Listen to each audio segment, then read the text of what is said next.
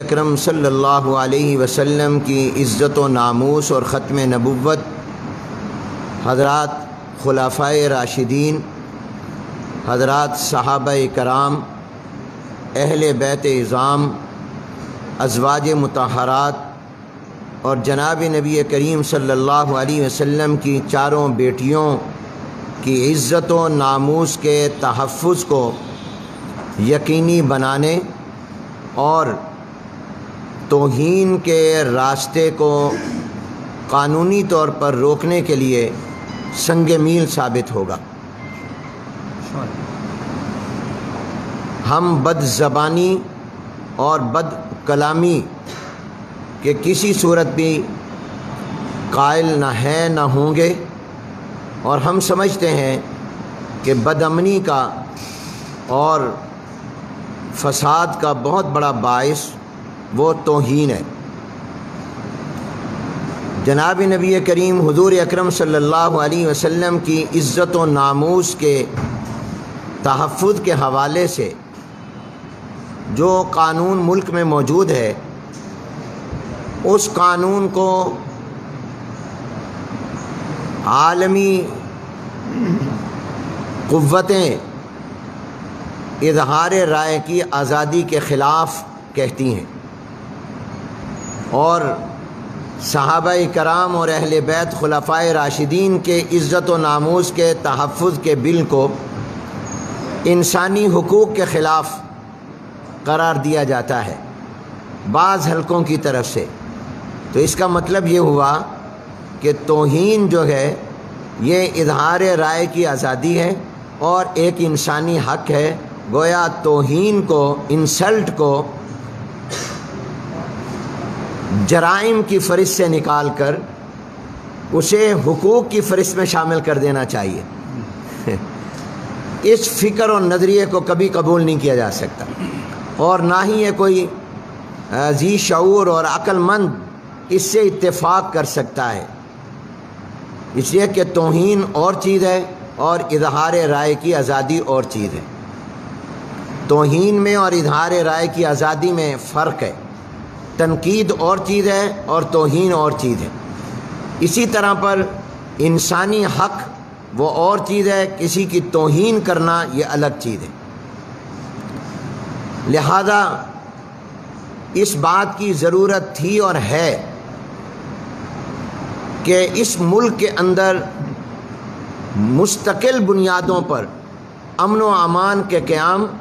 اور فرقہ وارانہ ہم آہنگی کے لیے توہین کو قانوناً اور عملاً روکا جائے۔ ہم نے بڑی جد و جہد کے ساتھ پیغام پاکستان ترتیب دیا، اور اس پیغام پاکستان کے لیے بڑی محنت کی، اور پیغام پاکستان میں ہر قسم کی دہشت گردی کو اور ہر قسم کے تکفیر اور تبرہ کو ہم نے شریعت کے خلاف قرار دیا، جو پاکستان کے تمام مکاتب فکر کے جید اور ممتاز علماء کرام اور مفتیان کرام نے جس کو جاری کیا اور مرتب کیا۔ اور اس وقت سے یہ مطالبہ اور تقاضا تھا اور ہے کہ اس کی روشنی میں قومی اسمبلی میں بھی اور چاروں صوبائی اسمبلیوں میں قانون سازی ہونی چاہیے۔ میں سمجھتا ہوں کہ پنجاب اسمبلی کے اس اقدام کو اس تناظر میں دیکھنا چاہیے، اور اگر کسی کے نقطہ نظر میں اس قانون کے اندر یا بل میں کوئی سکم تھا اور ہے، تو وہ معقول انداز میں دلائل اور حقائق کے ساتھ اس کی نشاندہی کرے اور متعلقہ ادارے اور اتھارٹی کو کرے۔ اس کی بنیاد پر ملک کے اندر فرقہ وارانہ کشیدگی اور منافرت کو فروغ دینا، اس کی ہم پرزور الفاظ میں تمام مکاتب فکر مذمت کرتے ہیں، اور اس کو ہم اپنے ملک کے امن و امان اور وحدت کے لیے بہت بڑا خطرہ سمجھتے ہیں۔ ہم ایک عرصے سے یہ بات محسوس کر رہے ہیں کہ پاکستان میں باقاعدہ پھر دوبارہ فرقہ وارانہ کشیدگی اور منافرت کو اور قتل و غارت کو اور فساد کو برپا کرنے کی عالمی اور علاقائی سازشیں اور منصوبے بنائے جا رہے ہیں۔ اس سازش کو ناکام بنانا ہم سب کی ذمہ داری ہے۔ چوکوں اور چوراہوں پر اپنے عقائد کو بیان کرنے کا اگر سلسلہ شروع ہو گیا تو پھر اس ملک کے اندر 80 اور 90 کے دہائی کے حالات پیدا ہو سکتے ہیں، جس سے ہم خدا خدا کر کے اور بڑی مشکل سے اس سے نکلیں۔ لہذا حکومت اور ریاستی اداروں کو چاہیے کہ وہ اپنا کردار ادا کریں، اور وہ لوگ جو آئے دن ریاست کی رٹ کو چیلنج کر رہے ہیں اور حکومت کو چیلنج کر رہے ہیں، اور اس سے جس سوچ کو فروغ دیا جا رہا ہے، یہ ہمارے ملک اور قوم کے لیے انتہائی نقصان دہ اور خطرناک ہے۔ حکومت اور ریاست کو چاہیے کہ وہ اپنے وجود کا ثبوت دے، اور وہ ریاست کو اور اس کی اتھارٹی کو چیلنج کرنے والوں کے خلاف قانون کے مطابق کارروائی کرے، اور ہم اس کو اپنے امن عامہ کے لیے بہت بڑا خطرہ سمجھتے ہیں۔ اہل سنت والجماعت وہ اپنے عقائد پر کسی کو حملہ کرنے کی اجازت نہیں دیں گے،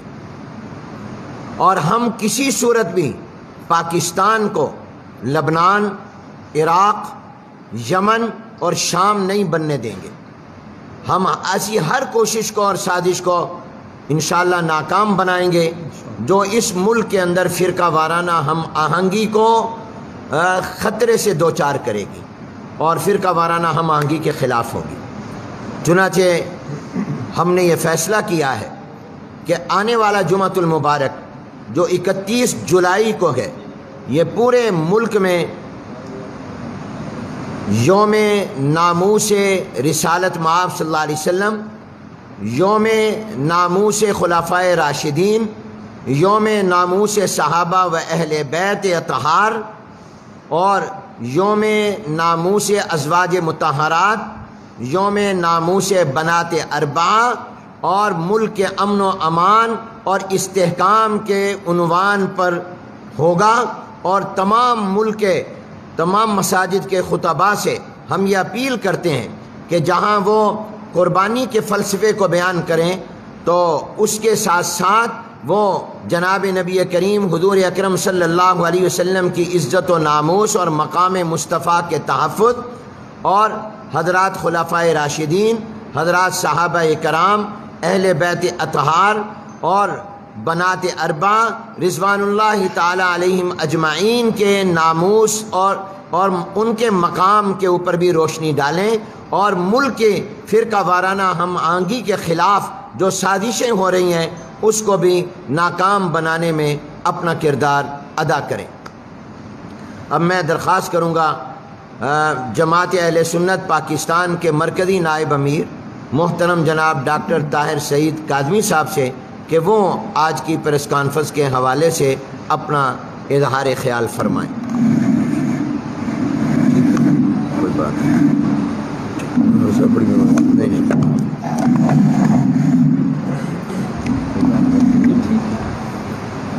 نحمدہ و نصلی علی رسولہ الکریم،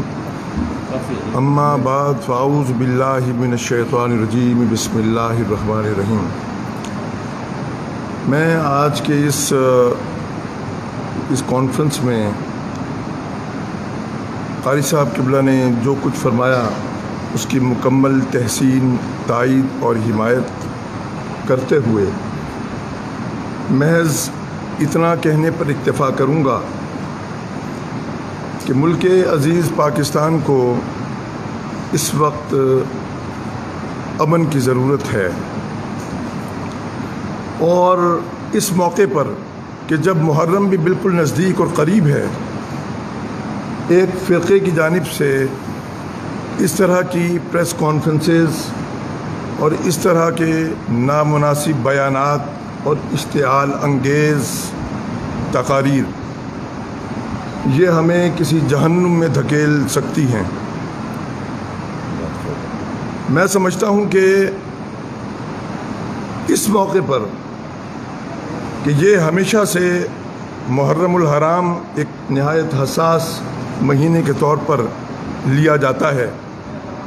اور تمام امن کمیٹیوں کے اجلاس ہوتے ہیں اور رواداری اور بھائی چارے کی بات ہوتی ہے۔ اس موقع پر ایسی گفتگو کرنا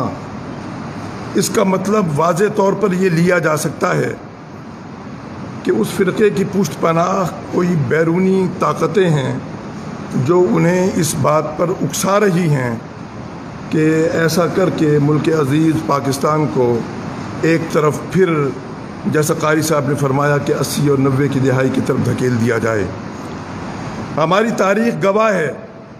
کہ جب بھی فرقہ وارانہ فسادات شروع ہوئے تو وہ آسانی سے نہیں دبے، اس کے لیے پھر بے پناہ قوتیں اور کاوشیں کی گئیں، اور میں اس حوالے سے یہ عرض کروں گا کہ ناموس رسالت مآب کا معاملہ ہو یا ناموس صحابہ کبار کی بات ہو یا حب اہل بیت کی، اگر کسی شخص نے کبھی اس حوالے سے کوئی ہلکا لفظ استعمال کیا تو ہم نے تو اس کو بھی آڑے ہاتھوں لیا ہے۔ خدا یہ کہ ایسی عظیم الشان شخصیات کے جن پر جو ہمارے ایمان کا حصہ ہوں، جن پر ایمان ہمارے ایمان کا حصہ ہے، ان پر ایسی غلیظ گفتگو اور ایسے بھیانک الزامات کیوں کر برداشت کیے جا سکتے ہیں۔ لہذا میں حکومتی اداروں سے اور ریاست سے یہ عرض کروں گا، اپیل کروں گا کہ فوری طور پر ایسے لوگوں کو لگام ڈالی جائے، اور میں یہ سمجھتا ہوں کہ اس پورے فرقے میں ایسے چند افراد ہیں، اگر ان کو گرفت میں لے لیا جائے تو یقیناً کسی بڑے حادثے سے بچا جا سکتا ہے۔ وما علینا الا البلاغ۔ جمعیت اہل حدیث کے رہنما علامہ خالد محمود ندیم صاحب، جی علامہ صاحب۔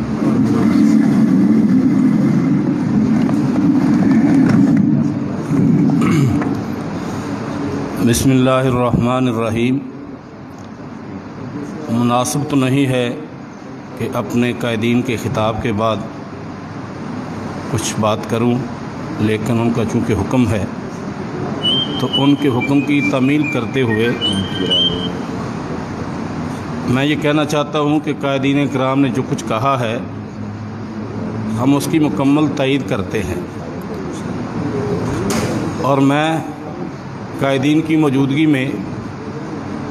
یہ مطالبہ کرتا ہوں کہ ماہ محرم کی آمد ہے، جن لوگوں نے اس اہم موقع پر ایسی بیان بازی کی ہے جس میں میں سمجھتا ہوں کہ اللہ کریم کی توہین بھی ہوئی ہے، قرآن حکیم کی توہین بھی کی گئی ہے، صحابہ کرام کا نام لے کر توہین کی گئی ہے، ایسے اشخاص پر،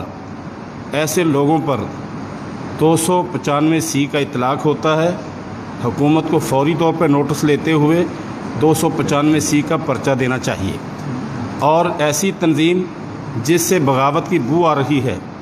جس نے گورنمنٹ کی حکومت کی رٹ کو چیلنج کیا ہے، جس نے ملک کے اندر فسادات کی آگ بھڑکانے کی کاوش کی ہے، میں سمجھتا ہوں کہ ایسی کوئی بھی تنظیم ہو اس کو بین کرنے کا حکومت پہ فرض بنتا ہے۔ ایسی تنظیموں کو بین بھی کرنا چاہیے، بلیک لسٹ کرنا چاہیے، اور ایسے اشخاص جو وہاں بیٹھ کر ایسی باتیں کرتے ہیں ان کو پابند سلاسل کرنا چاہیے، تاکہ ملک کے امن کے ساتھ کوئی دوبارہ ایسی حرکت نہ کر سکے۔ چونکہ جیسے علامہ طاہر سعید صاحب، میرے قائد محترم قاری حریم جلندری صاحب فرما رہے تھے کہ ہم نے تو تنکا اکٹھا کر کے اس ملک کے لیے، اس کے امن کے لیے کام کیا ہے، بڑی مشکل سے ہم وہ سابقہ دہائیوں سے نکل کے پہنچے ہیں، تو کچھ شر پسند عناصر کی ان حرکتوں کی وجہ سے خدا نہ خواستہ ہم پھر پیچھے چلے گئے تو میرے دوستوں، ملک وطن عزیز سے بات کا متحمل نہیں ہے۔ ہم اپنے قائدین کی بات پہ لبیک کہتے ہوئے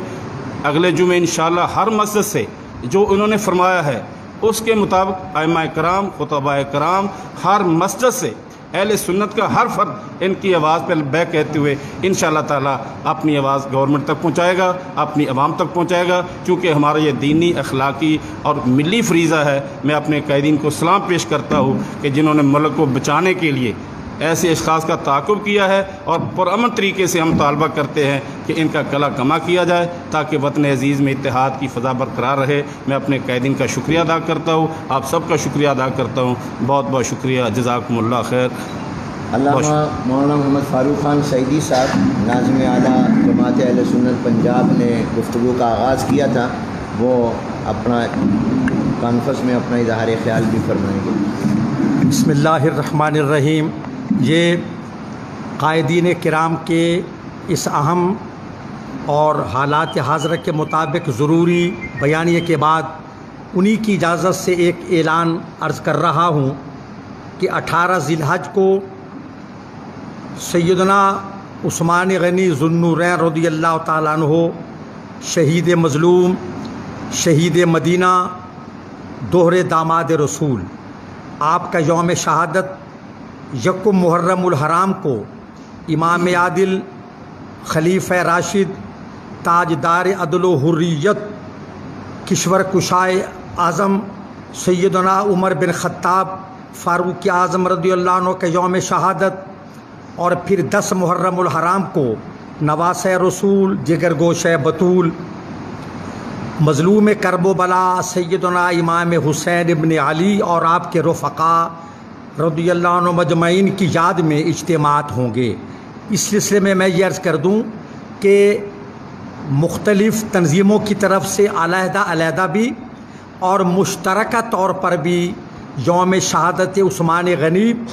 یوم شہادت فاروق اعظم اور پھر عشرہ فاروق حسین بھی انشاءاللہ منایا جائے گا انشاءاللہ۔ آپ کی تشریف آوری کا ایک بار پھر